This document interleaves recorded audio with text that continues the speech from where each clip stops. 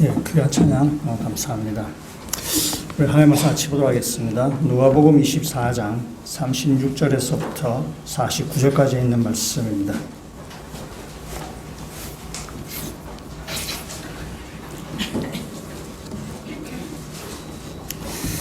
누가복음 24장 36절 말씀부터 제가 읽고 마지막 49절 말씀은 한 목소리와 같이 읽도록 하겠습니다. 이 말을 할 때에 예수께서 친히 그들 가운데 서서 이르시되 너에게 평강이 있을지어다 하시니 그들이 놀라고 무서워하여 그 보는 것을 영으로 생각하는지라. 예수께서 이르시되 어찌하여 두려워하며 어찌하여 마음에 의심이 일어나느냐. 내 손과 발을 보고 나인 줄 알라. 또 나를 만져보라. 영은 살과 뼈가 없으되 너희 보는 바와 같이 나는 있느니라. 이 말씀을 하시고 손과 발을 보이시나 그들이 너무 기쁨으로 아직도 믿지 못하고 놀랍게 여길 때에 이르시되 여기 무슨 먹을 것이 있느냐 하시니 이에 구운 생선 한 토막을 드리니 받으사 그의 앞에서 잡수시더라.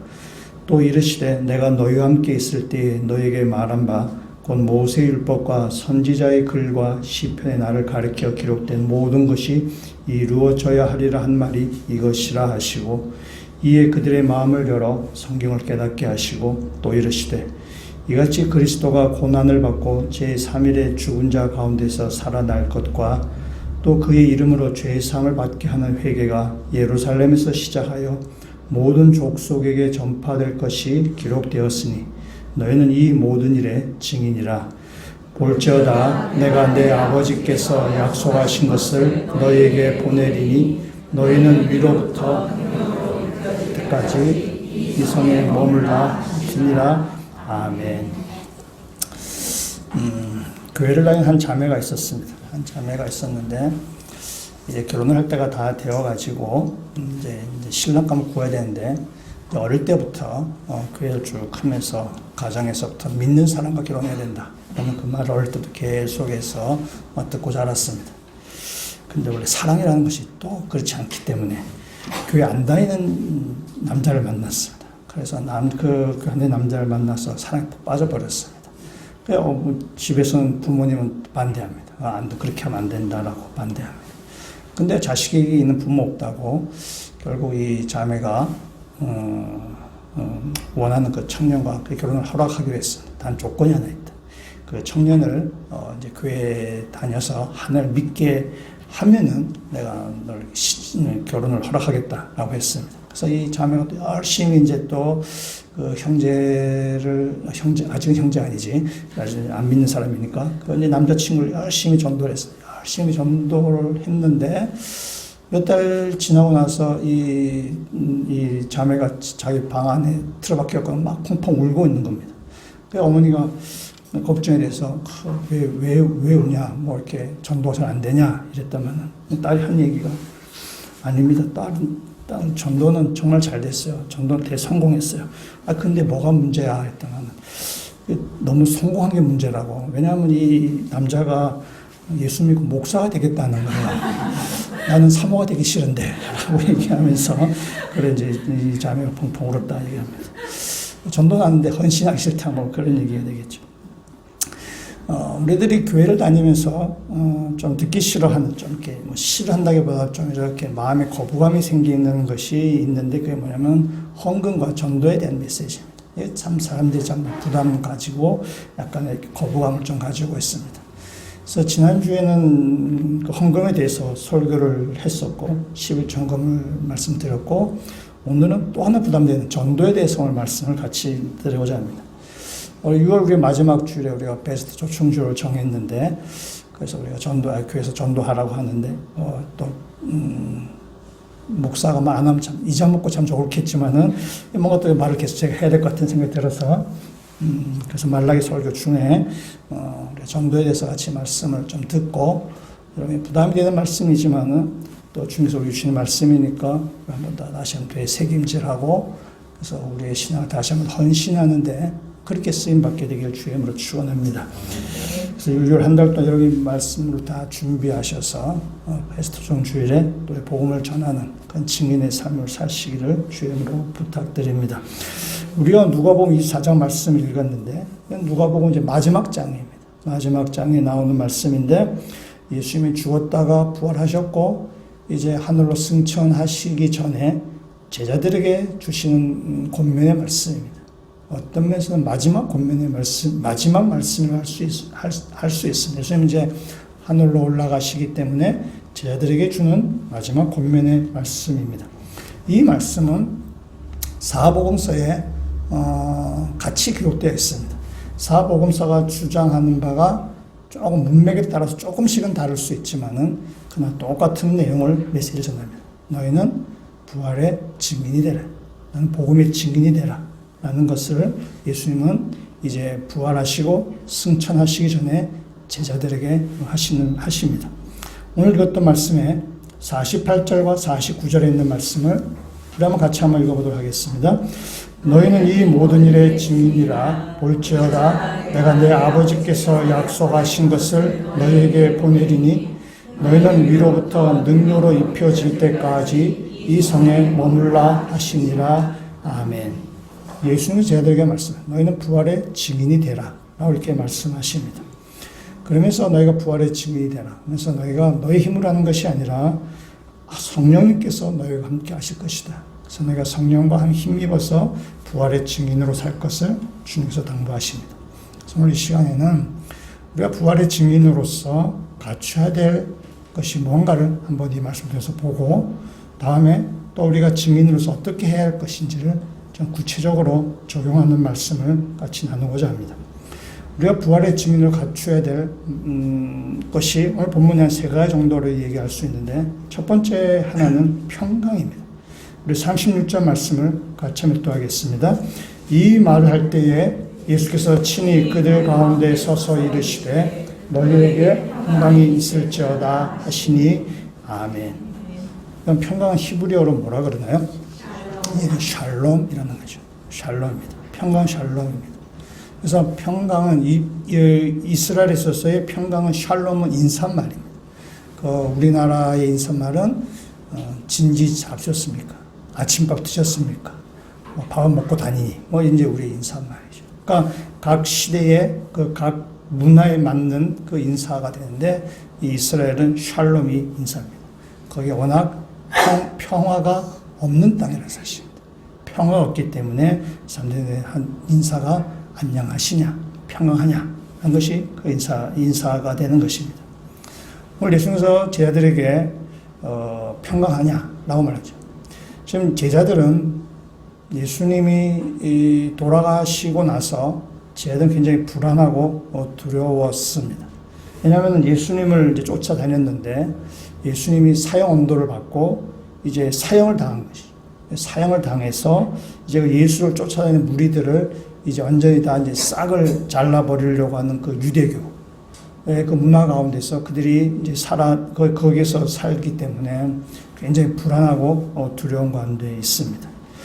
예수님 같이 있을 때는 예수님이 그 유대교의 공격을 막아내시고 또 그것을 제자들을 보호하셔서 아무 걱정이 없었는데 이제 예수님이 돌아가시고 나서 이제 그들을 보호했던 방패막이가 사라지는 바람에 이 제자들은 굉장히 두려운 가운데 있었어요. 그래서 유대교도들에게 그대로 좀 노출되어 버린 상황이기 때문에 제자들은 숨어 있었고 두려워하고 있었습니다. 잡히면 그대로 죽음이기 때문에 그렇습니다. 그래서 두려운 가운데는 제자들에게 예수님께서 나타나셔서 하신 말씀이 평강이 있을지어다. 샬롬 이렇게 이야기합니다. 예수님께서 이 말씀 샬롬 평강이 있을지어다라는 이 말씀은 예수님이 태어나셨을 때도 천사들이 했던 찬송입니다. 누가복음 2장 14절 이렇게 얘기하죠.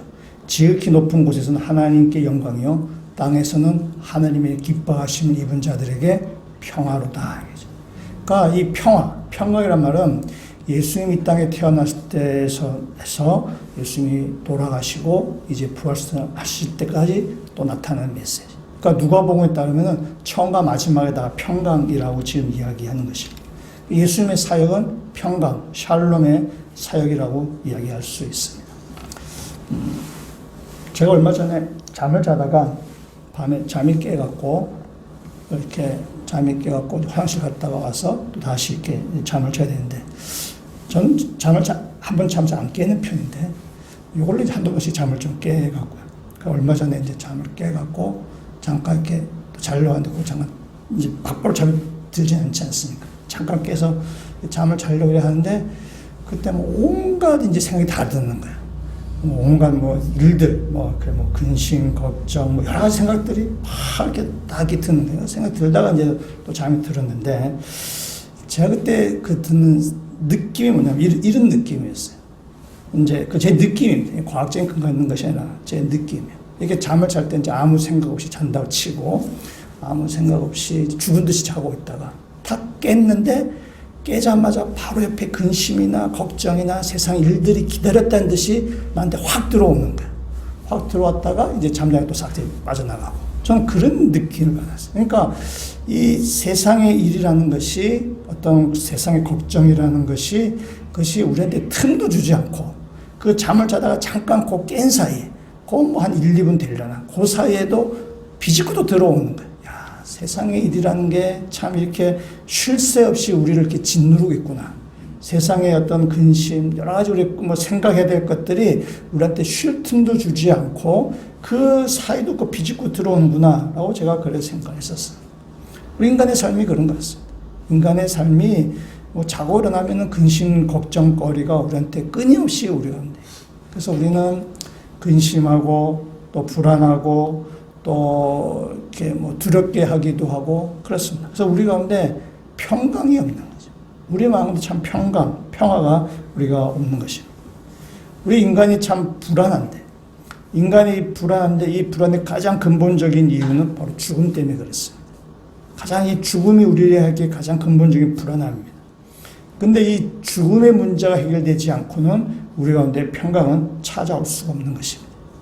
죽음은 죄의 결과라고 성경은 이야기하고 있습니다. 그러니까 다시 말하면은 죽음의 문제가 해결되지 않으면 죽음은 죄의 결과이기 때문에 이 죄의 문제가 해결되지 않으면은 우리 가운데 참된 평강은 있을 수가 없습니다. 이 죄의 문제가 해결되어야만 우리 가운데 참된 평강, 샬롬을 누리게 되는 것입니다. 말씀을 하나 한번 보도록 하겠는데 요한복음 14장 27절 앞에 스크린에 있는데요. 요한복음 14장 27절 말씀 같이 묵도하겠습니다. 평안을 너희에게 끼치노니 곧 나의 평안을 너희에게 주노라. 내가 너희에게 주는 것은 세상에 주는 것과 같이 아니하니라. 너희는 마음에 근심하지도 말고 두려워하지도 말라. 아멘. 사람들은 불안하고 두렵고 근심 걱정이 우리를 항상 짓누르고 있습니다. 근데 예수님께서 이제 말씀하시죠. 나는 너에게 평안을 너에게 준다라고 말씀합니다. 이 평안은 세상이 주는 평안이 아닙니다. 이 평안은 우리의 죄가 문제가 되는 우리에게 근본적인 문제를 해결하면서 오는 평강이에요. 그래서 우리 예수 믿는 우리에게는 평강이 찾아오게 되는 것입니다. 세상에도 이런 두려움과 걱정 때문에 사람들의 평강을 주기도 합니다. 그러나 그건 다 일시적인 평안입니다. 잠시 있다가 사라지는 것들입니다. 사람들은 불안하기 때문에 점을 치기도 하고 때로는 돈을 내서 부적을 사서 이렇게 수첩에 들고 다니기도 하고 집에다가 이렇게 부적을 붙여놓기도 합니다. 심지어 예수 믿는 사람들도 옛날에 제 후배를 보면 집에다가 십자가를 이렇게 그려놓고 벽마다 이렇게 십자가. 이게 뭐냐면 어머님이 그랬다 그러더니 무슨 십자가 부적도 아니고 얼마나 불안하면 그렇게 하셨겠어요. 그러니까 우리 인간은 불안하고 두렵기 때문에 뭔가 이렇게 부적을 사거나 또 점을 치거나 또 때로는 어떤 일에 우리 중독이 되기도 합니다. 불안할 때 그 일을 계속 몰두해서 그런 거죠. 불안하기 때문에 그렇습니다. 이 모든 불안이 예수 그리스도를 만나면 해결이 된다는 사실입니다. 예수 그리스도를 만날 때 우리 가운데 근본적인 문제가 해결되며 참된 평강이 우리 가운데 찾아오는 것입니다. 우리가 복음의 증인으로서 우리가 첫 번째 갖춰야 될 것은 예수 그리스도를 만남을 통해서 오는 샬롬, 평강입니다. 그 평강이 여러 가운데 있을 때에 여러분이 예수 그리스도의 부활의 증인으로 세움받을 수 있게 되는 것입니다. 우리가 다시 한 번 더 예수 그리스도 우리가 만나서 그런데 평강이 있음을 믿고 그 참된 평강을 꼭 붙들고 살아가시는 믿음의 성도 되시기를 주의 이름으로 축원합니다.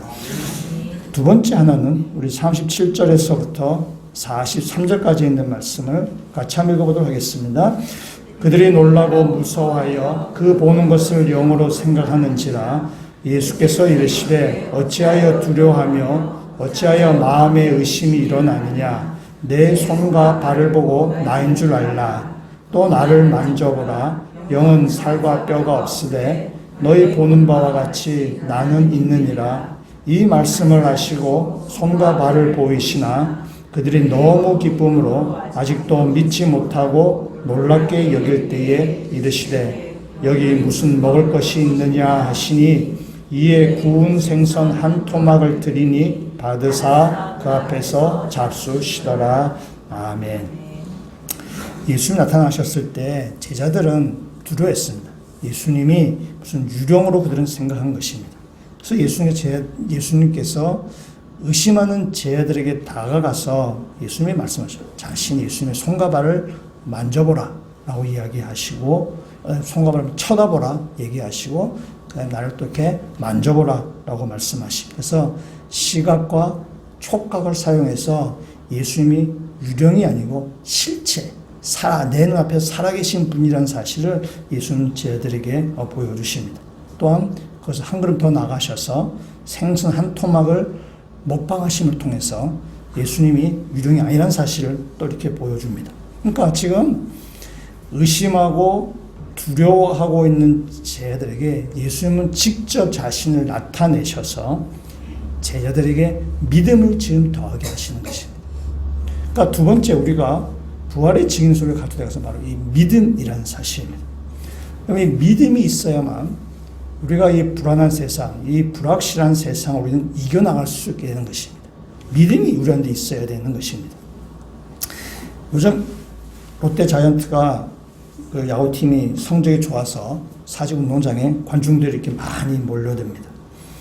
여러분, 이게 야구라는 시합은 투수의 비중이 진짜 큰 운동 시합입니다. 그러니까 투수가 거의 근 전체 시합을 승패를 좌우한다고 해도 거짓말이 아닙니다. 야구 투수가 굉장히 비중이 높습니다.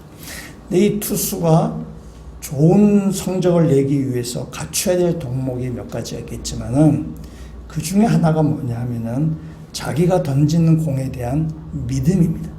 자기가 던지는 공에 대한 자신감이 있어야 되는 것입니다.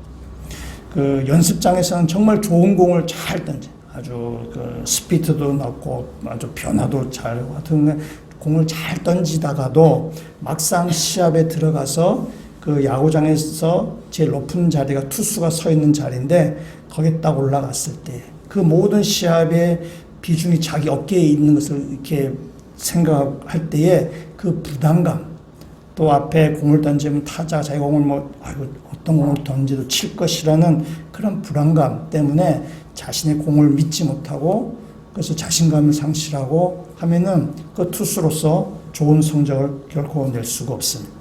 그래서 연습할 때는 잘했는데 막상 시합에 가서 그 실력을 발휘하지 못한 선수들이 꽤 자주 있습니다.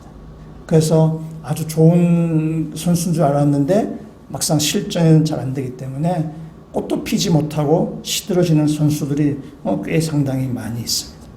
그러니까 투수에게 중요한 것은 실력 있는데 그 자기 실력, 자기 공에 대한 믿음, 그 자신감이 있을 때 그 좋은 성적을 내는 것입니다. 우리가 인생이라는 이 시합에 있어서 우리의 인생을 승리하는 비결은 뭐라고? 바로 믿음입니다. 자신감이에요. 내가 나를 믿는다는 것이 아니라 주님이 나와 함께 하신다는 믿음이에요. 그 믿음, 그 자신감이 있을 때에 우리는 이 인생이라는 시합에서 우리는 승리할 수 있습니다. 우리 가운데 세상에 얼마나 두렵고 걱정되고 불확실한 것이 많이 있습니다. 그러나 그때마다 주님이 우리와 함께 하신다는 믿음을 가지고 나아갈 때에 우리 인생에 승리할 수 있습니다.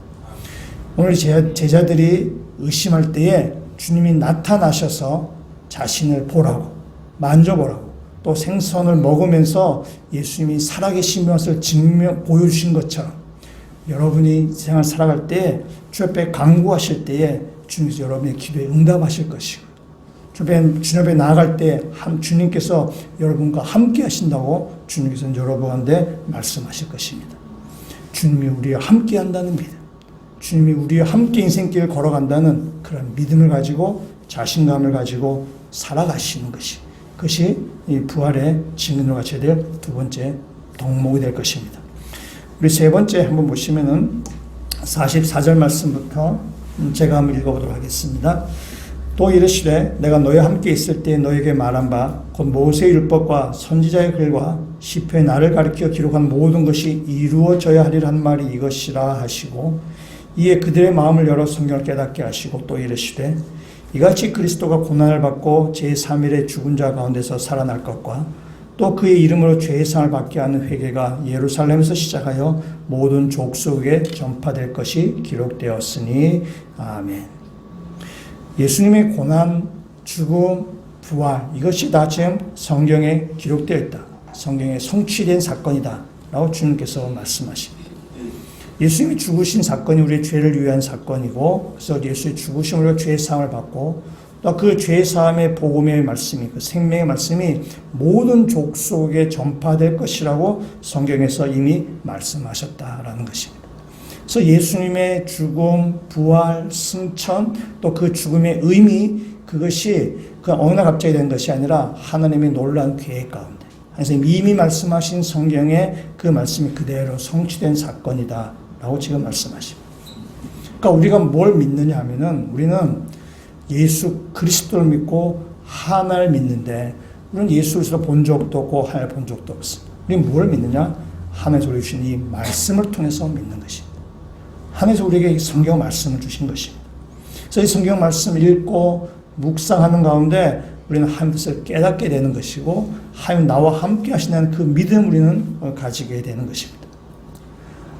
우리가 세상을 살다가 보면은 내가 지금 제대로 가고 있는지 내가 신앙생활을 제대로 가고 있는지 불안할 때가 있습니다. 또한 흔들릴 때도 있습니다. 사람들은 다 이렇게 해야 된다고 말하는데 저렇게 하면 안 되는 것 같고 그래서 뭔가 이렇게 내가 지금 가고 있는 길이 바른 길이 맞는가 다른 사람과 좀 다른 길을 갖는 것 같은데 이렇게 해서 내가 인생에서 승리할 수 있나 인생 성공할 수 있나 내가 이렇게 해서 자녀를 잘 키울 수 있나 내 미래는 내가 보존되는가 앞으로 노후는 괜찮나 뭐 여러 가지 우리 가운데 불안합니다. 또 흔들릴 때가 있어요. 여러분 그게 불안할 때 흔들릴 때 여러분이 내가 길이 제대로 가고 있는지를 확인해 줄 수 있는 것이 뭐냐면은 바로 성경 말씀입니다. 여러분 느낌이나 여러분의 생각이 아닙니다. 성경 말씀을 우리가 제대로 읽고 말씀을 묵상할 때에 내가 가는 길이 바른 길인지 내가 가는 길에서 좀 이렇게 다른 길로 다시 내가 턴을 해야 되는지 그에 대한 확신, 거기에 대한 믿음, 거기에 대한 분명한 그 근거를 성경 우리에게 제시해 주고 있다는 사실입니다. 그래서 여러분 성경 말씀 읽고 묵상하고 공부함을 통해서 여러분 흔들리는 여러분의 상황을 붙잡을 수 있는 것입니다. 여러분한테 불안한 그 마음을 이 성경을 통해서 여러분의 위로를 받게 되는 것입니다. 분명한 확신을 가지게 되는 것입니다.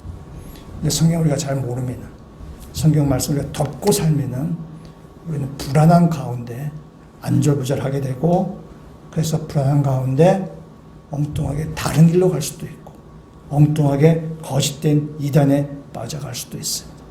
여러분이 우리에게 주셨던 이 말씀 여러분이 잘 읽고 이 말씀을 묵상한 일을 소홀히 하지 않으셔서 내가 가는 길이 항상 바른 길로 가고 있는지를 말씀을 통해서 점검받으시고 또 우리가 불안하거나 또 흔들릴 때에 이 말씀을 통해서 여러분의 더욱더 믿음이 확신된 더 믿음이 더 분명한 그 반석 위에 세워져 가시는 그 믿음의 성도가 되시기를 주님으로 축원합니다. 주님께서 우리에게 말씀 신유가 거기에 있습니다. 그래서 이 말씀을 잘 읽고 묵상하고 공부와 말씀을 가까이 해야만 이 세상 가운데서 우리가 세상과 다른 길을 가더라도 우리가 불안하거나 흔들리지 않냐고 이 믿음의 길을 걸어갈 수 있는 것입니다.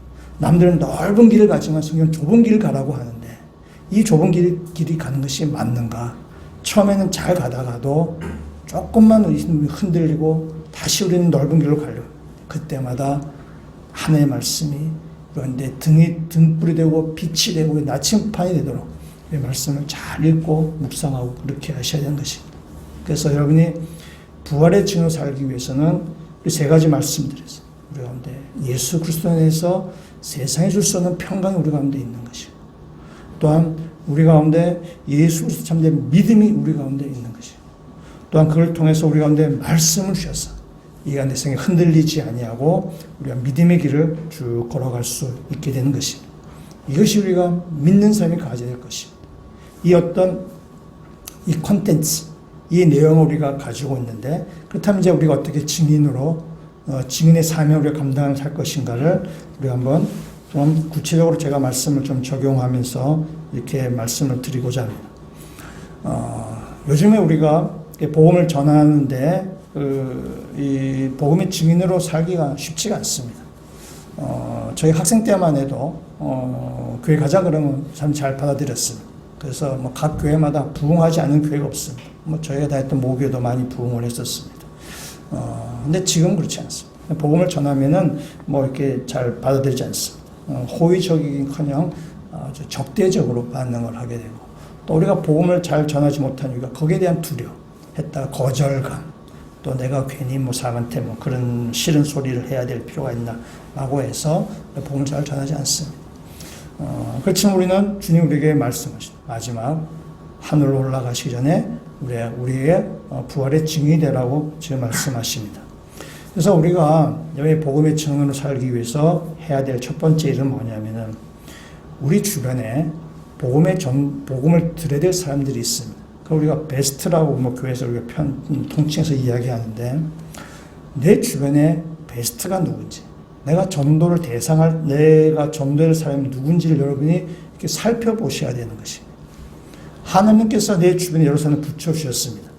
우리가 전도한다 할 때에 뭐 길거리에서 막 전도하거나 뭐 지금은 없지만 지하철에서 막 전도하거나 뭐 이렇게 뭐 그렇게 하는 것이 아닙니다. 그렇게 하는 사람은 굉장히 그 캐릭터가 굉장히 강한 사람들, 담대한 사람, 용기가 있는 사람들.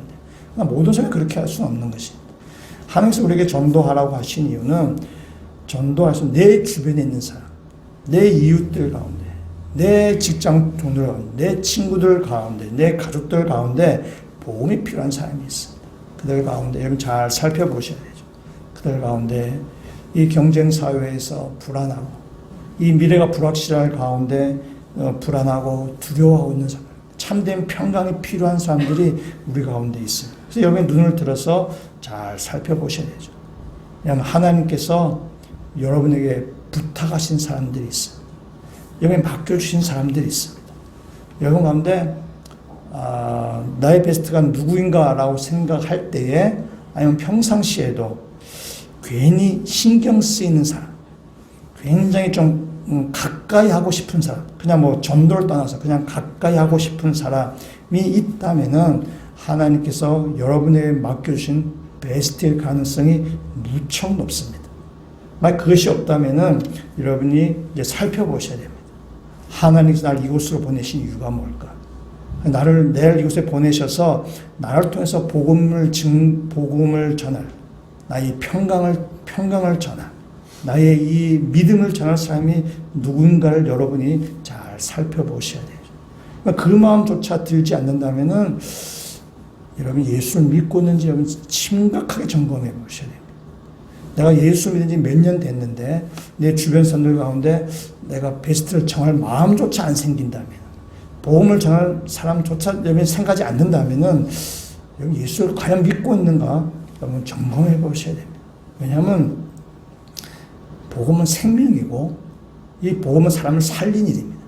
이것을 어떻게 사람들에게 전해야 되는가는 내가 생명을 믿기 때문에, 이것이 분명한 진리를 믿기 때문에 이 좋은 것을 사람에게 전달하고 싶어 하는 것은 당연한 일인데 그 마음조차 생기지 않는다면 이건 과연 내가 생명을 믿고 있는가, 내가 과연 복음을 내가 믿고 있는가를 내가 스스로 정말 심각하게 점검해 보셔야 되는 것입니다.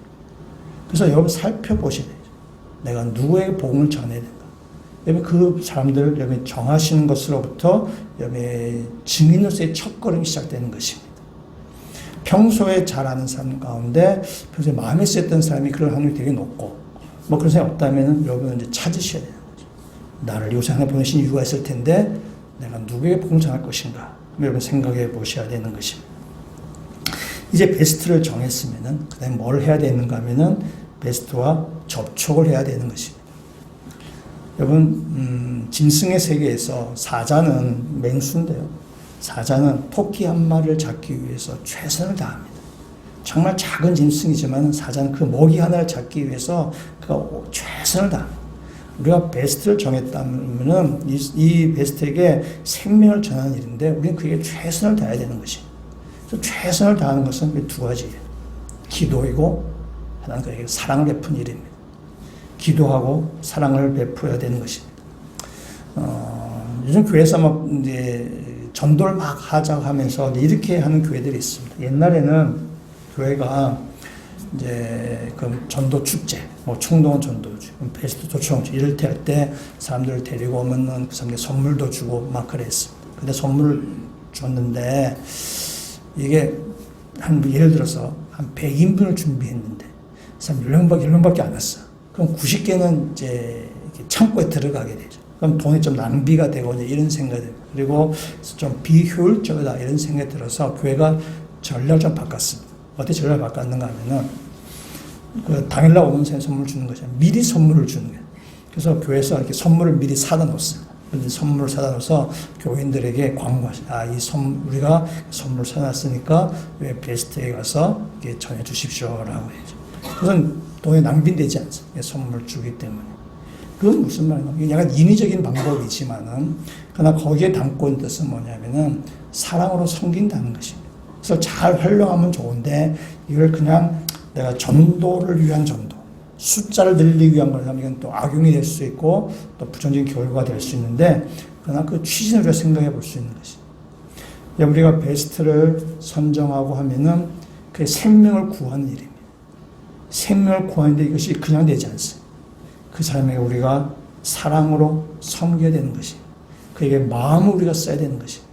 그가 무엇을 필요하는지 우리가 살펴보고 그에게 도움을 구체적으로 주려고 힘쓰셔야 되는 거죠. 여러분 직장 동료 가운데, 친구들 가운데, 또 식구들 가운데, 이웃들 가운데 그에게 마음을 우리가 쓰게 되면은 무엇을 필요하는지, 마음을 쓰게 되면은 그가 무엇을 지금 생각하고 있는지 우리가 알게 되고, 그래서 그것을 우리가 어떤 방법이든지 간에 그를 도우려고 하는 거죠. 그것이 바로 사랑이라는 거죠.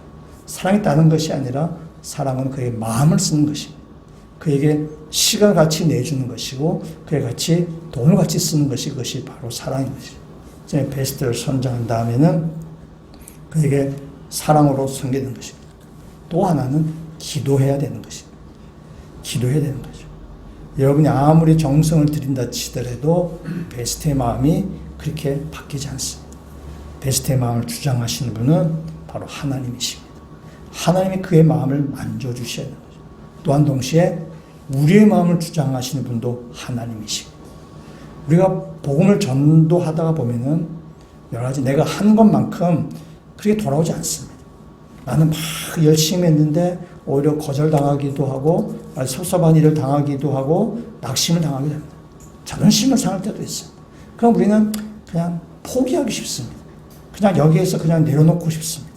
그러니까 내 자신만 생각한다면 내가 이런 대접받는 사람이 아닌데 내 자존심만 생각한다면 그냥 모든 일을 그만두고 싶지만, 그러나 하나님께서 그때 우리의 마음을 만져주셔서 낙심하지 아니하고 포기하지 아니하고 끝까지 일을 감당하도록 우리 가운데 용기를 더하게 하시고 우리의 마음을 더하게 하시는 것입니다. 그 때문에 반드시 기도하셔야 돼요. 기도하는 가운데 그 사람의 마음이 변화되고 또 내 자신의 마음도 변화되는 것입니다. 지금 목장 모임을 하시면서 각자 베스트를 세우시고 그 목장 모임을 통해서 그 베스트를 위해서 또 함께 기도하셔서 여러분도 기도할 뿐만 아니라 목장 식구들 함께 기도하셔서 기도의 능력으로 그 사람의 마음이 변화될 수 있도록 여러분 함께 기도하시면 좋겠습니다. 목장 모임에서 기도할 뿐만 아니라 또 필요하시면 저에게도 말씀해 주시면 저의 베스트를 위해서 같이 기도하러 힘쓰겠습니다. 그래서 여러분과 우리 모두가 이것이 생명을 구하는 일이기 때문에 그 사람에 대한 섬김, 사랑, 또 하나님의 도우심을 강구하는 기도를 통하여서 그 사람이 함께 우리가 변화되며, 그래서 여리고성같이 아주 굳게 닫혀있던 베스트의 마음이 무너지는 그런 역사가 일어나게 되기를 주의 이름으로 축원합니다. 한 가지 더 생각해 볼 것은, 이번 전도할 때에 가장 큰 유익은 누가 얻느냐 하면은 그냥 교회 목사도 유익을 얻을 것입니다. 뭐 전도에서 사람들이 많이 이렇게 많이 올라오게 되면 교회 숫자가 늘어나게 되면은 제가 이렇게 노예 가더라도 어깨에 힘이 뽕이 들어가고 이렇게 정말 그럴 것입니다. 목사 위상이 많이 달라질 것입니다. 근데 그런 위상은 진짜 모래 위에 지은 집과 같은 것입니다. 잘 준비가 되었지 않는 가운데, 영적으로 성숙되지 않은 가운데 얻게 된 어떤 그 결과물들은 성숙되지 않은 가운데 사람들이 박수 받는 일은 굉장히 위험합니다. 나락으로 떨어지기가 쉬운 일입니다. 그래서 물론 목사에게 유익이 되기도 하지만 그것이 꼭 바람직한 일은 아니죠. 모래 위에 지은 집과 같이 그런 것입니다. 여러분, 전도하면서 제일 유익을 누리는 사람은 바로 전도하는 사람입니다. 하나님, 저는 이 전도가 기가 막힌 방법이라고 저는 생각하게 됩니다. 바울이 이렇게 했죠. 고린도전서에서 바울이 이렇게 얘기합니다. 하나님께서 전도의 미련한 방법으로 사람들 구원하신다 이렇게 말씀하셨어요. 전도의 미련한 방법이라고 하나님께서 이렇게 말씀하셨어요. 전도가 왜 미련한 방법일까? 우리가 말라기 말씀을 요새 보고 있는데 그중에 우리 한 구절 한번 보도록 하겠습니다. 말라기 2장 15절 말씀을 보시면은 앞에 스크린인데 한번 같이 한번 읽어보도록 하겠습니다. 그에게는 영이 충만하였으나 오직 하나를 만들지 아니하셨느냐? 어찌하여 하나만 만드셨느냐? 이는 경건한 자손을 얻고자 하심이라. 거기까지 보겠습니다. 여러분은 그에게는 영이 충만하셨어요. 그건 하나님이 말씀하세요. 영이 충만하였어요. 우리 옛날 성경에는 영이 유효하실지라도 하면 영이 충만하셔서 하나를 만드시다. 이렇게 아담 성에 만들 수 있지만은 그렇게 만들지 아니하시고 아담 한 사람을 만드셨다는 것입니다. 그래서 이 한 사람을 만드셔서 이 땅 가운데 하나님의 나라를 지금 만들어 가시는 것이 바로 하나님의 방법이에요. 그러니까 하나님께서 아담을 만드셔서 아담을 그의 아내인 하와를 전도하는 것입니다. 하와에게 말씀을 잘 가르치는 것입니다. 하나님의 말씀을 잘 가르치고 하나님의 말씀을 잘 순종한 삶을 살도록 그에게 하와를 전도하는 것입니다. 아담과 하와가 결혼을 해서 자녀를 낳습니다. 자녀를 낳은 아담과 하와가 또 그 자녀들을 말씀을 잘 가르쳐서 그 자녀들이 하나님의 사람으로 살 수 있도록 그 자녀들을 잘 가르치는 것이 바로 아담과 하와가 해야 될 일인 것입니다. 그러니까 아담은 하와를 전도하는 것이고 아담과 하와는 그의 자녀들을 전도하는 것이고 그 자녀들은 꼭 그 다음 자녀들을 전도하는 것이 이웃들을 전도하는 것입니다. 하나님께서는 정말 이렇게 미련한 방법으로 이 세상을 다스리시기를 원하시는 것입니다. 정말 미련한 방법이죠. 차라리 아담도 직접 만들고 하와도 직접 만들고 아들도 직접 만들어서 직접 다 이렇게 하면 정말 아주 일을 잘 하실 텐데 그렇게 하실 수 있는 분이 충분히 계시심에도 불구하고 하면 그렇게 하지 아니하시고 오직 하나를 만드셔서 아담을 만드셔서 아담을 통해서 이 세상 가운데 하나님께서 구원해 가시는 것입니다. 왜냐하면 하나님은 아담을 훈련시키는 것이고 아담을 성수시켜 가시는 일이기 때문에 그렇습니다. 주일학교 우리 교사 선생님들이 있습니다. 주일학교 교사 선생님들이 있는데 주일학교 교사 선생님들이 많이 수고를 하십니다. 많이 수고를 하시는데 그 주일학교 교사를 하셨던 분들이나 우리 소시적에 또 주일학교를 하셨던 선생님들이 이구동성으로 하는 이야기가 있습니다. 딱 두 가지 얘기예요. 하나는 힘들다. 힘드시죠. 아침 이른 아침도 나오시잖아요. 두 번째, 내가 제일 많이 배운다. 언제 제일 많이 배우는가? 가르칠 때입니다. 사람은 가르칠 때 제일 많이 배우게 되어 있어요. 왜냐하면 누군가를 가르치기 위해서는 내가 알아야 되기 때문에 내가 알아야만 사람들을 가르치게 되는 것입니다. 그래서 가르칠 때 제일 많이 배운다고 얘기합니다. 이건 성경을 여러분이 알겠습니다. 제가 많이 알겠습니까? 제가 많이 알 수밖에 없어요. 제가 가르치다 보니까. 그건 어쩔 수밖에. 제가 뭐 똑똑해서가 아니라 제가 말씀을 준비하려면 제가 뭐 공부를 하기 때문에 제가 성경 많이 알 수밖에 없는 것입니다. 물론 여러분 중에 저보다 많이 아시는 분도 계십니다. 가르칠 때 훨씬 사람들을 많이 알게 되어 있어요. 그리고 우리가 전도로 한번 비춰본다면은 전도할 때에 내가 변하지 아니하고는 복음을 전할 수가 없습니다. 내가 전하지 않고는 이 생명의 복음을 전할 수가 없어요. 내 안에 평강이 없고는 예수 그리스도가 평강이라고 전할 수 없는 것입니다. 내가 믿음이 없고는 이 믿음을 전할 수 없는 것입니다. 내가 평강이 있어야만 이것이 생명이라는 것을 세상에 사람들에게 전하고 그 사람이 그것을 이렇게 받아들이게 되는 것입니다. 그래서 복음을 전하면서 내 안에 변화가 일어나는 것입니다. 복음을 전하면서 내가 말씀대로 살려고 하고 정말 내가 사랑을 전한다고 하면서 사랑이 얼마나 힘든 일인지, 내가 사랑이 얼마나 힘든 일인지를 경험하면서 주님께서 나를 얼마나 사랑하셨는지, 나를 얼마나 인내하시고 나를 참고 기다리시는 내가 깨닫게 되는 것이고, 그러면서 내가 사랑을 위해 베푸는 것을 배우는 것이고, 또 기도하는 가운데 하나님의 일하심을 내가 경험하게 되는 것이고, 그래서 기도의 체험도 생기는 것이고, 기도의 응답도 받게 되는 것이고, 그래서 믿음이 이렇게 커져가는 것입니다. 그래서 내가 전도함을 통해서 사랑을 베품을 통해서 나의 성품이 바뀌어져 가는 것이고, 내가 사랑을 나눠주는 사람으로 이렇게 바뀌어져 가게 되는 것입니다. 이런 평강이 없이 맨날 얼굴에 뭐 이렇게 근심과 가득하고 뿌듯한 모습이 되어서 전도하면은 너나 잘하세요 이렇게 되는 거죠. 우리 가운데 불평 불만만 가득하고 그런 말만 내뱉으면서 예수 그리스도를 믿으세요. 그러니까 복음이 전해지겠냐는 거예요. 내 삶이 바뀌지 아니하고는 복음을 전할 수가 없고 그 복음대로 말씀을 생을 전할 수가 없어요. 우리가 세상에 돈만 밝히고 우리 대화는 뭐 부동산에다가 뭐 주식에다가 뭐 그런 얘기 막 하다가 예수 믿으세요. 웃기는 소리 하지 말라는 거죠. 우리 삶이 바뀌지 아니하면서 복음을 전할 수 없는 것입니다. 물론 우리 삶이 다 바뀐다 해서 예수 다 믿는 것은 아니에요. 그것은 하나님께서 하신 일입니다. 하나님이 이 전도라는 미련한 방법을 통해서 안 믿는 사람 믿게도 하시지만은 그 복음을 전하는 우리들도 변화하기를 주님께서 원하신다는 사실입니다. 그것이 복음을 전할 때 가장 큰 유익은 누군가 하면은 바로 전하는 우리에게 있다는 사실입니다. 내가 복음을 전하지 않으면은 변화되지도 않을 것이고 그게 신경 쓰지도 않을 것입니다. 내 삶에 변화도 일어나지 않을 것입니다. 이번 전도라는 것을 다른 말로 아주 재밌게 표현하면은 사람 꼬시기입니다. 사람 꼬시는 것이죠. 사람 마음을 사는 일이잖아요. 세상 가운데 사는 사람에게 그것이 정답이 아닙니다. 예수 그리스도가 정답입니다라고 사람을 마음을 사는 일이죠. 사람의 마음을 빼앗는 일입니다. 쉽지 않습니다. 옛날에 몇 년 전에 여러분 다 잘 아실 텐데 삼성그룹의 이건희 회장이 아주 이렇게 유명한 말을 했잖아요. 세계화가 되면서 경쟁사 되면서 뭐라 했어요? 마누라 자식 빼고는 다 바꿔라 얘기했잖아요. 그 표현 그대로 한 것입니다. 마누라 자식 다 바꿔라. 그렇게 하지 않고는 이 변화되는 세상 가운데서 기업으로 살아남을 수 없다. 이 혁신되지 않냐고는 살아남을 수 없다는 것입니다. 그만큼 처절하게 변화되어야만 인류 기업이 되고 이 세상에서 살아남을 수 있다는 것입니다. 그만큼 변화하기가 어렵다는 거예요. 사람이 바뀌기가 쉽지 않습니다. 우리가 정말 바뀌기가 쉽지 않습니다. 그러나 주님은 우리에게 말씀하죠. 우리가 변화되는 삶을 살아야 되죠. 신앙생활이 변화되어야 되고 우리가 더 좋은 사람으로 바뀌어져야 됩니다. 신학적으로 이 얘기를 하면 이거는 성화된다는 말입니다. 우리가 더 성숙되어져 가는 거죠. 더 거룩한 사람으로 살아가야 되는 것입니다.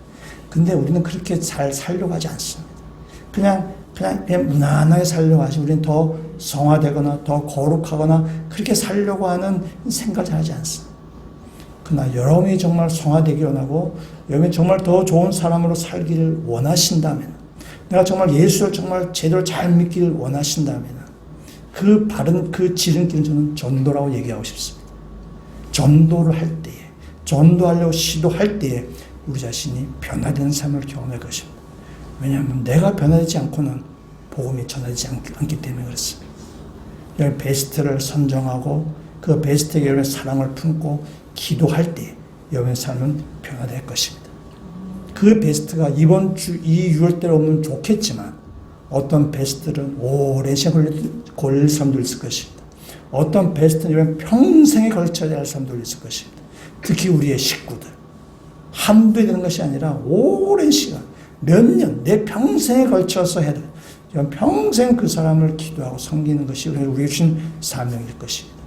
그러나 그렇게 우리가 하면서 우리 자신이 변화되어 가며 기도의 사람이 되어가며 사랑의 사람이 되어가며 우리가 성숙된 사람이 되며 성화된 사람으로 변화되는 그 복과 축복이 여러분 삶 가운데 가득 되시기를 주의 이름으로 축원합니다. 같이 한번 기도드리시겠습니다. 주님께서 우리에게 부활의 증인으로 살라고 명령하십니다. 주님, 그러나 우리는 부족하고 능력도 없고 실력도 없습니다. 우리가 사람을 바뀔 수 있을 만한 그러한 능력이 없습니다. 그러나 주님의 명령이기 때문에 우리가 순종하게 되기를 원합니다. 주님 명령에 순종하여서 복음을 전하는 사람으로 복음의 증인으로 살도록 주님 저를 인도하여 주시옵소서. 우리가 복음의 증인이 되어서 영원한 사망 가운데 있는 죽음을 맞이한 사람들에게 사람을 살린 일이 되게 하여 주시고, 또 우리도 더 거룩한 성도로 성화되어는 과정이 되게 하여 주셔서 우리가 점점 더 주님을 닮아가는 사람으로 바뀌어져가는 큰 복을 누릴 수 있도록 주님 저희들을 인도하여 주시옵소서. 예수 그리스도의 이름으로 기도합니다. 아멘.